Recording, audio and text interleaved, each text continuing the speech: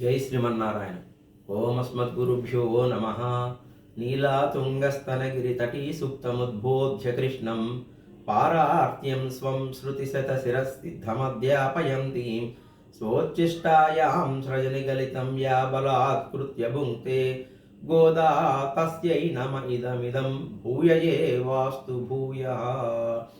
ఆండాల్ అఖిల భాగవత ఆచార్య దివ్య తిరువడిగరే శరణం. ఈరోజు తిరుప్పావై ధనుర్మాస వ్రతం ఆరంభమయ్యేటువంటి శుభ సమయం. శ్రీ వైష్ణవ సంప్రదాయంలో ఉన్న వారందరూ నేటి నుంచి ధనుర్మాసోత్సవాన్ని జరుపుకుంటారు. తిరుప్పావై అనగా తిరు అంటే శ్రీ, పావై అంటే వ్రతం, శ్రీ ఆచరించినటువంటి వ్రతం. శ్రీ అంటే సాక్షాత్తు అమ్మవారు లక్ష్మీదేవి. శ్రీ అనగా నిత్య అనుపాయని శ్రీమన్నారాయణుని అనునిత్యము ఎప్పుడూ వెంట ఉండేది. ఆ విధంగా ఉండే శ్రీమన్నారాయణుని అనునయించేది కాబట్టి శ్రీ ఆమె చేసినటువంటి వ్రతం. అమ్మ ఎందుకు చేయవలసి వచ్చింది వ్రతం? అమ్మ చేసిన వ్రతం యొక్క సారాంశం ఏంటో తెలుసుకునే ప్రయత్నం చేద్దాం.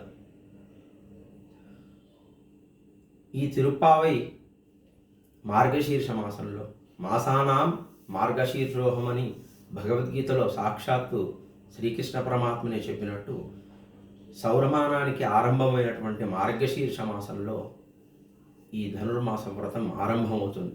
పౌర్ణమి నుంచి. మార్గము, శీర్షము రెండు పదాలు ఉన్నాయి దీంట్లో. మార్గము, ఏం మార్గం ఏంటండి? మనం పోయేటువంటి ప్రయాణం చేసేటువంటి మార్గం. శీర్షము అంటే ఉన్నతంగా ఉండేది. అది ఏ రకంగా ఉంటుందో ఇప్పుడు మనం తెలుసుకుందాం.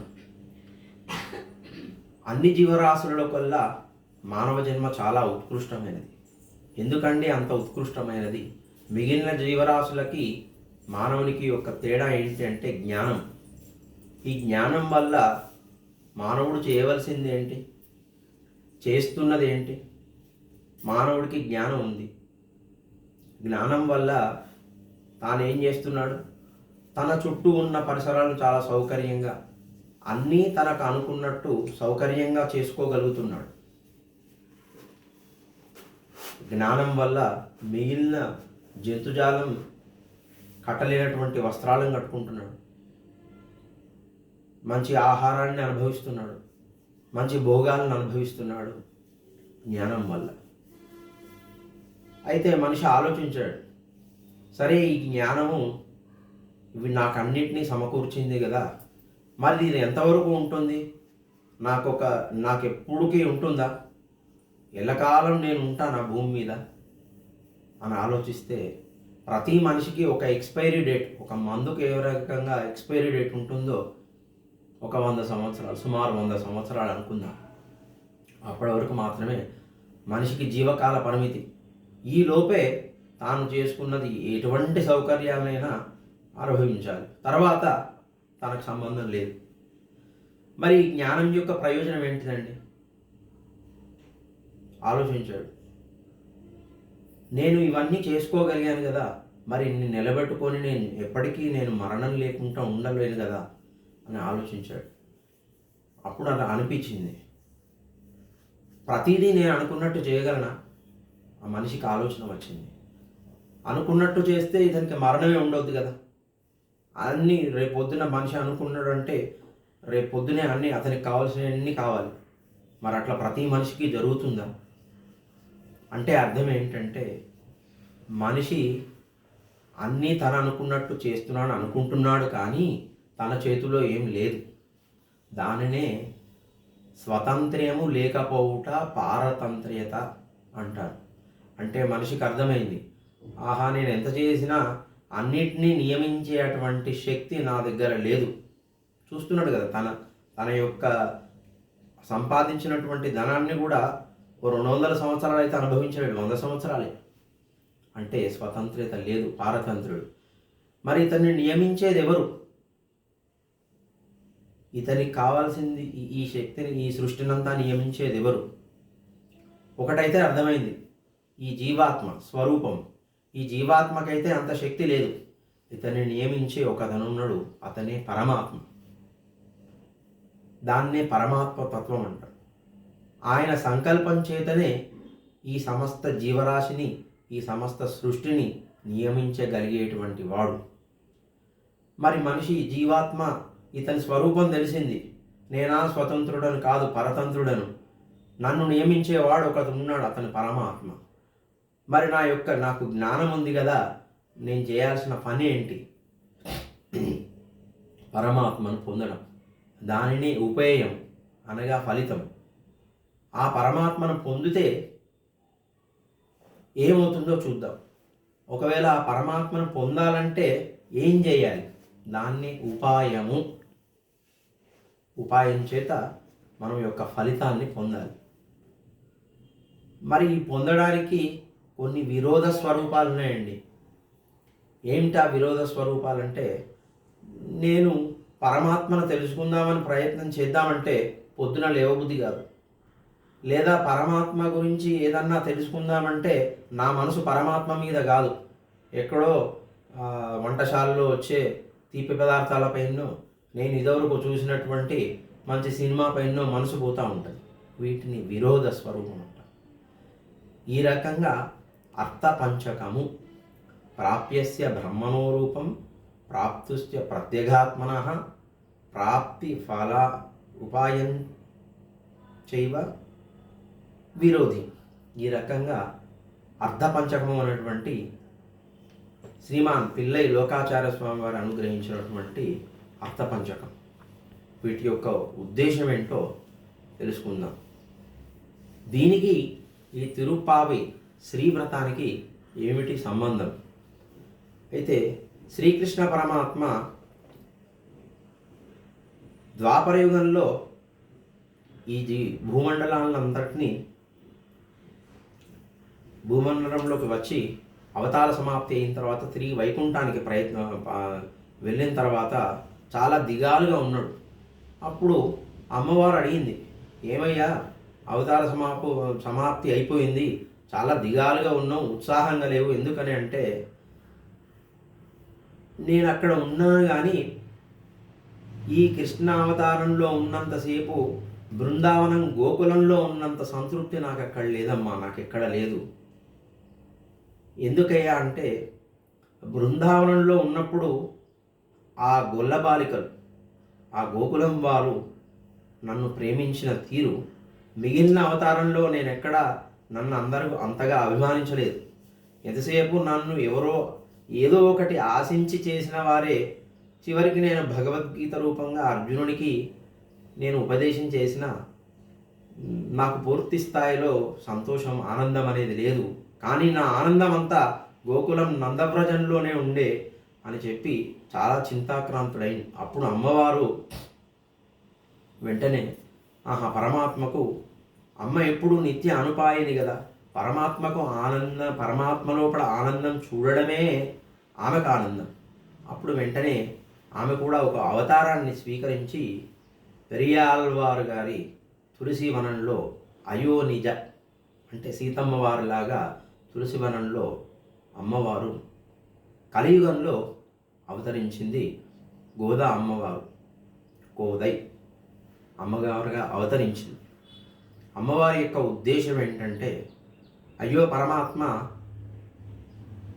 ఇంత సౌలభ్యం అంటే పరత్వం, పరమాత్మ ఎక్కడో అవతల వైకుంఠంలో ఉండడం కన్నా చాలా సులభంగా ఉండేటువంటి అవతారం తీసుకొని విభవావతారం వచ్చినా కూడా ఎవరైతే ఈ మానవ జన్మ ఎత్తి జ్ఞానం చేత పూర్తిగా అతనిని తెలుసుకొనలేకపోయినారో మరి వారికి ఈ పరమాత్మను పరిచయం చేద్దామని చెప్పి ఒక వ్రతాన్ని ఆచరించింది. దానినే శ్రీ వ్రతము తిరుప్పావై అంటారు.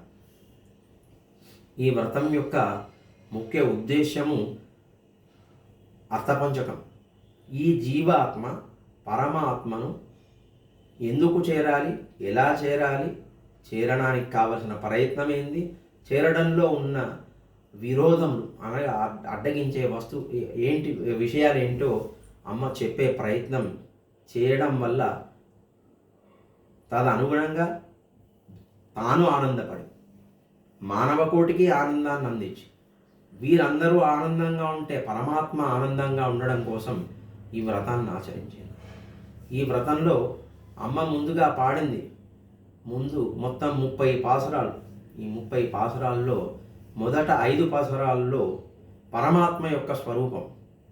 పరమాత్మ మొదటి పాసురంలోనే నారాయణనే నమకే పరై తరువాన్, రెండవ పాసురంలో పార్కడలుల్ పయత్తు ఇంద్ర పరమన్, మూడవ పాసురంలో ఓంగి యులగలంద ఉత్తమన్, అదేవిధంగా 4వ పాసురంలో పరపనాభన్. ఈ విధంగా 5 పాసురాల్లో పరమాత్మ యొక్క తత్వము పూర్తిగా, పరమాత్మ అంటే ఎవరు? సర్వతంత్ర స్వతంత్రుడు, అన్నీ ఆయన సంకల్పం వల్లనే అవుతుంది అని చెప్పి పరమాత్మ స్వరూపాన్ని మొదటి 5 పాసురాల్లో వివరించింది.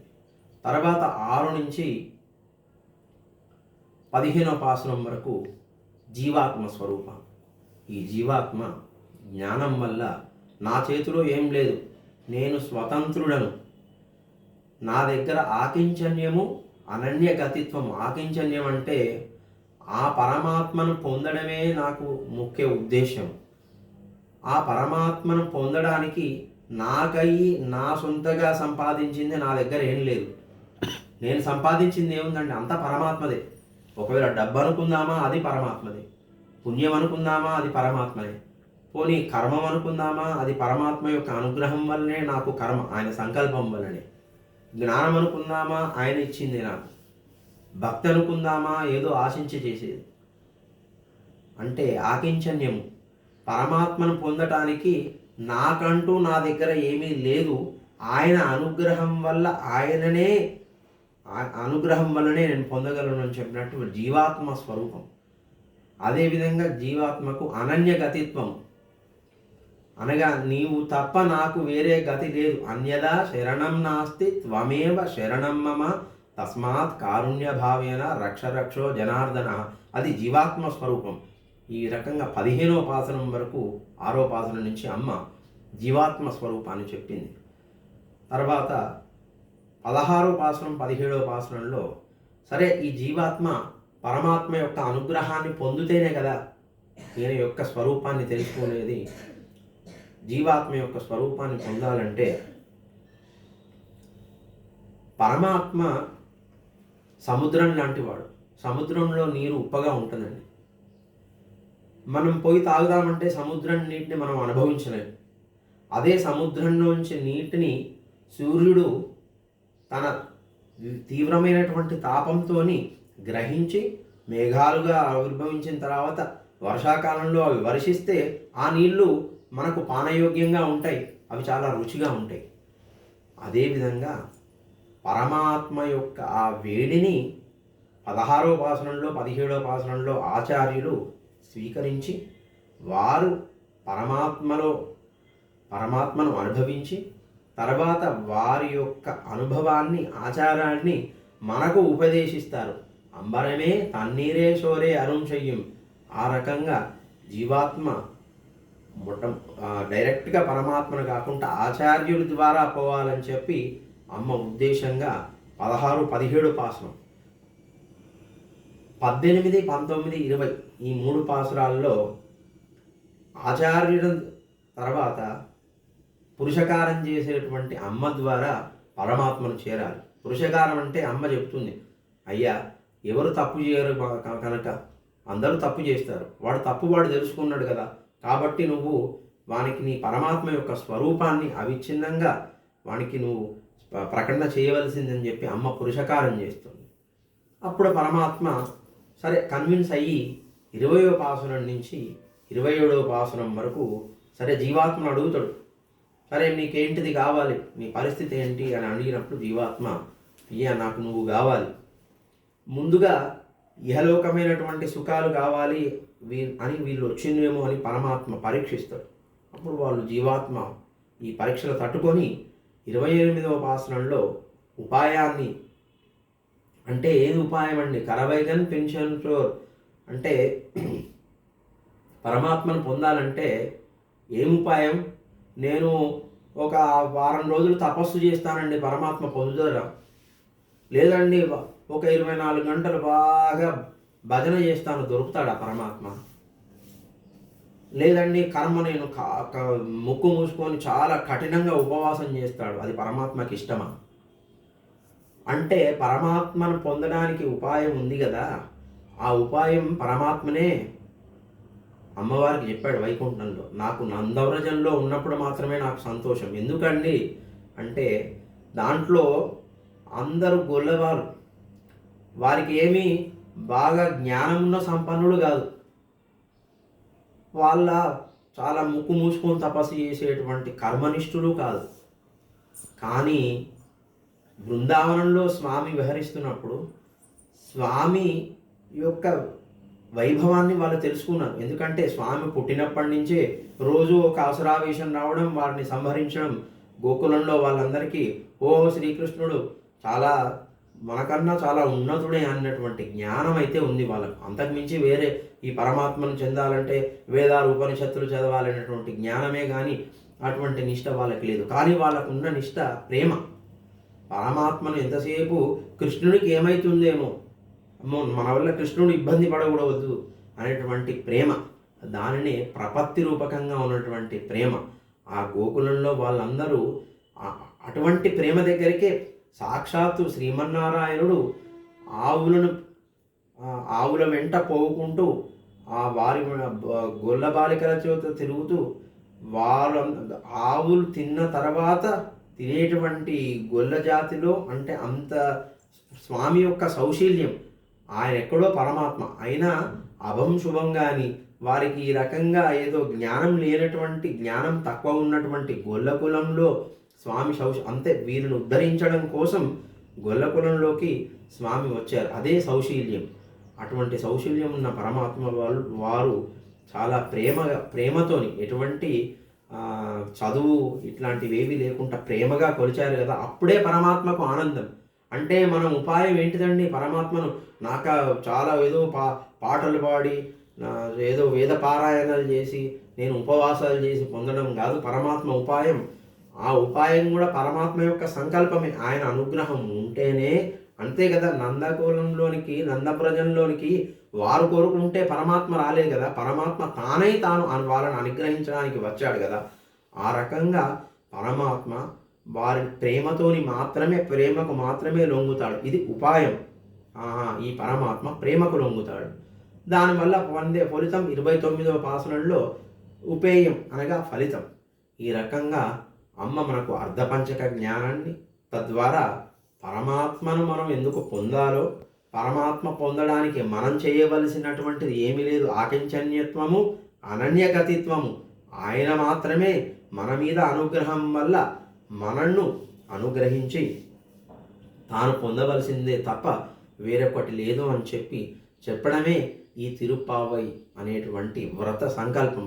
అంటే ఇది చేయడం వల్ల మనం ఆనందంగా ఉంటాం, అమ్మవారు ఆనందంగా ఉంటుంది, పరమాత్మ ఆనందంగా ఉంటాడు. దానిదే ఈ తిరుప్పావై 30 రోజులు. అయ్యా తిరుప్పావై వ్రతం ప్రతిరోజు ఆరాధనలో చేస్తాం కదండి మనం. మళ్ళీ సపరేట్గా ఇప్పుడు నెల రోజుల్లో చేయడానికి ఏముందండి? ప్రతిరోజు చేసేదే. అంటే అసలు తిరుప్పావై అనేది వేదము, వేదాంగములలో ఉన్నటువంటి నిక్షిప్తం, విత్తనం రూపంలో ఉన్నటువంటి వేదం, ద్రవిడ భాషలో ఉన్నటువంటి విత్తనం రూపంలో ఉన్నటువంటి వేదం. వేదమనంగా పూర్తిగా పరమాత్మ గురించి చెప్పేటువంటి శాస్త్రం కదా. ఆ వేదమే విత్తన రూపంలో ఉంది. అయ్యా మనం పంట కోసం విత్తనాలు వేసాం, మర్చిపోతే అది రేపు పొద్దున పంట అవుతుందా? వాటికి నీరు పెట్టాలి, నారు పోయాలి, ప్రతిరోజు నీరు కట్టాలి, వాటి కోసం మందు చల్లాలి. అదే రకంగా మనం ఈ ప్రయత్నమే ప్రతిరోజు మనం చేసినటువంటి విత్తనం, ఆ వేదమనే విత్తనం, పరమాత్మను తెలుసుకోవడం అనే విత్తనం వేసి ప్రతిరోజు శ్రద్ధగా దానికి నీరు పోయడం, నారు పోయడం, ఆ రకంగా చేసే ప్రయత్నమే రోజు అనుసంధానించడం. ఈ 30 రోజుల్లో విశేషంగా ఏంటంటే కొన్ని పురుగుల మందులు లాంటివి చల్లితే పంట పైరు. ఈ పైరు, ఈ ఫలం అనేటువంటిది ఏంటిదండి? ఈ జీవాత్మ యొక్క జ్ఞానము. తద్వారా పరమాత్మకు అభిముఖమై అతను ఉండడం వల్ల పరమాత్మ ఈ జీవాత్మను అనుగ్రహిస్తాడు. ఈ జీవాత్మ యొక్క జ్ఞానము, ప్రపత్తి, ప్రేమ, పరమాత్మ పైన ఉన్నటువంటి ప్రేమ పెరగడం అనేటువంటిది మన సస్యము పంట వృద్ధి పొందడం. ఆ వృద్ధి పొందడానికి ప్రతిరోజు అనుసంధానించడం, ఈ 30 రోజులు విశేషంగా అనుసంధానించడం వల్ల మనలో భక్తి పొంది తద్వారా పరమాత్మ సంతోషపడతాడని చెప్పడమే ఈ తిరుప్పావై వ్రతం యొక్క ఉద్దేశం. అందుకని మనందరము ఈ తిరుప్పావై వ్రతం చేస్తే ఏంటండి, 2 ఫలితాలండి. ఒకటేంటే, ఈ శరీరం మనం స్వీకరించి ఈ భూలోకంలో మనం సుఖాలను అనుభవిస్తున్నాం. ఈ సుఖాలు అనుభవించడానికి తర్వాత మన శరీరాన్ని వదిలిన తర్వాత పరమాత్మను చేరిన తర్వాత శాశ్వతంగా ఆనందంగా ఉండడానికి. సరే అండి, మీరు చెప్పేది తర్వాత కనబడుతుందో కనబడదు, ఇది చేయడం వల్ల ఇప్పుడు మనం సుఖంగా ఉంటామా? వస్తుందా? వస్తుందండి ఖచ్చితంగా. సుఖం అంటే ఏంటిది? ఉద్దేశం ఏంటండి? ఇది చేశానండి, రేపు పొద్దున్నే నేను అంబానీ ఆదానీ అయిపోవడం సుఖం అంటే? అది కాదు. ఇక్కడ ఉండడం నాకు చాలా ప్రయోజనం. ఏమిటి ప్రయోజనం అంటే, అయ్యా మా నాన్నగారికి 100 కోట్ల ఆస్తి ఉంది. 100 కోట్ల ఆస్తి ఉన్నప్పుడు అది నాదే కదా, పక్కవాడిది కాదు కదా.